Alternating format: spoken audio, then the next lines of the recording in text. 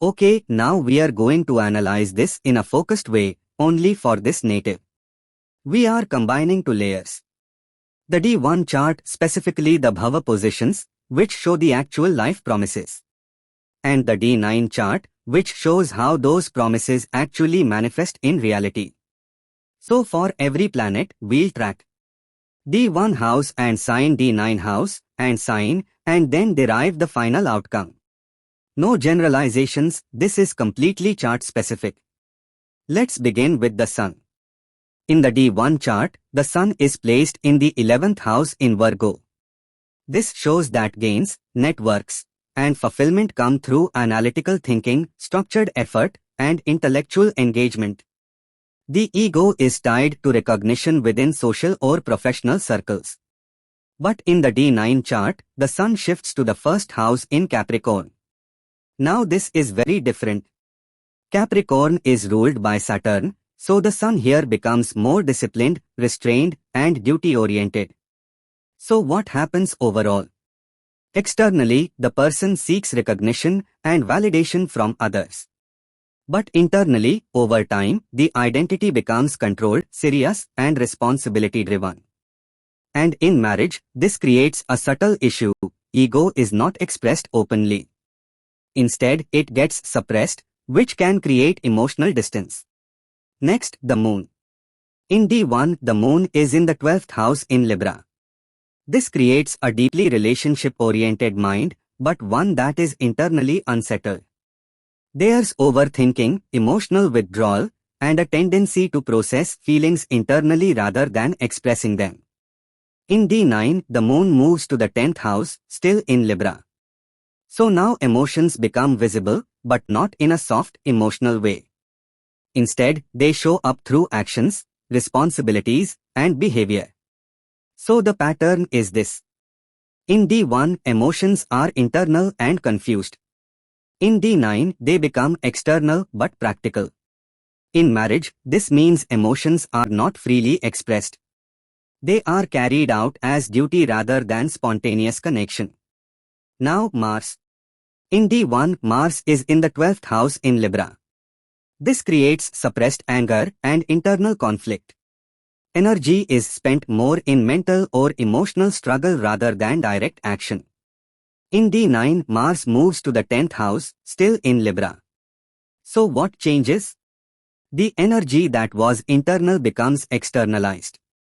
Conflict that was hidden now shows up in real interactions, especially in responsibilities or relationships.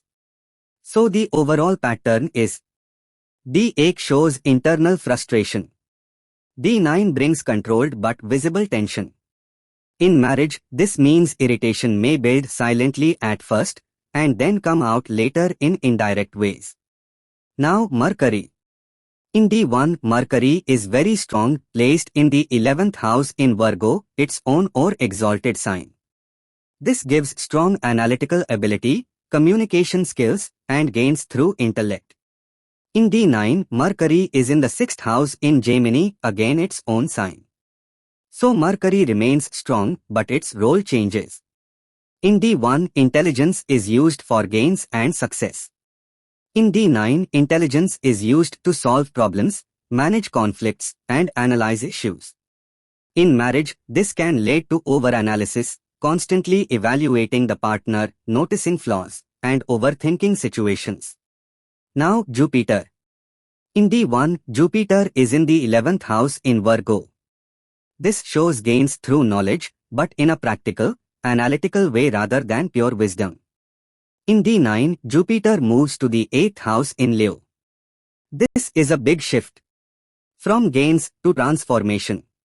So knowledge in early life is used for achievement.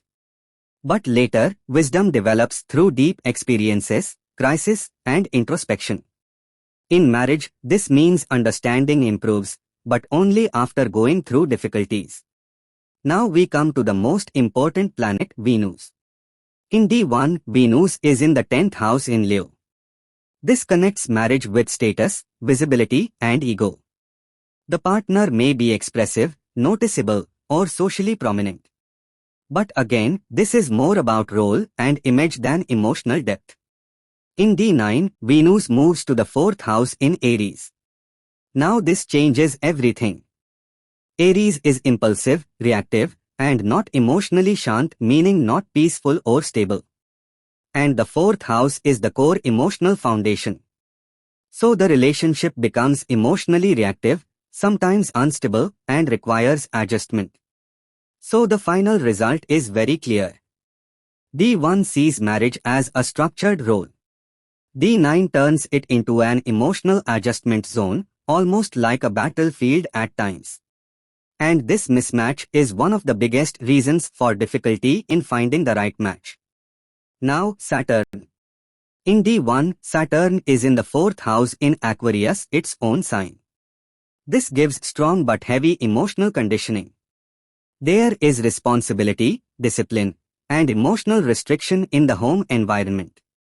In D9, Saturn moves to the 10th house in Libra, where it is exalted. This makes Saturn extremely powerful in terms of karma and duty. So the pattern is D8 brings emotional heaviness. D9 turns that into strong karmic execution. In marriage, this means the relationship becomes responsibility-driven, not light or easy. And Saturn is a major reason for delay because it demands maturity before results. Now Rahu. In D1, Rahu is in the 1st house in Scorpio. This creates an intense personality, deep, controlling, and driven by strong desires. In D9, Rahu shifts to the 10th house in Libra.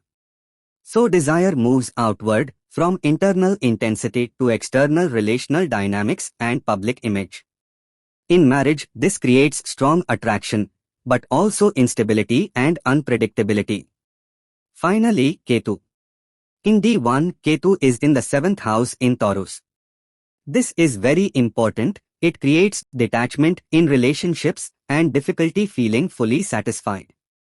In D9, Ketu moves to the 4th house in Aries. Now emotional detachment becomes even more personal, it affects inner stability and emotional grounding. So the result is D8 shows dissatisfaction in relationships. D9 brings emotional instability within them. And this becomes one of the core reasons for delay in finding a match. Now let's bring everything together. Why is there a delay in finding a match? Because there is a clear mismatch between expectation and experience. In D1, Venus in Leo in the 10th wants a structured, ideal, socially fitting partner. But in D9, Venus in Aries in the 4th creates impulsive, emotionally reactive relationship dynamics. At the same time, Ketu in the 7th creates detachment, and Ketu in the 4th adds emotional instability. And Saturn, being strong in both charts, enforces delay and maturity. So what happens? The chart keeps filtering out matches that don't meet both the external expectation and internal karmic requirement. That's why the delay is not random, it's selective. Now, married life. Marriage is not denied, but it is not effortless. It tends to be emotionally fluctuating, responsibility heavy, and requires conscious effort. However, it improves over time, especially with maturity. And finally, children. Jupiter moving from the 11th to the 8th shows that children bring transformation. Fulfillment comes, but after emotional growth and adjustment. So the one-line truth for this chart is, marriage is promised in D1, but D9 ensures that emotional maturity is developed before it stabilizes.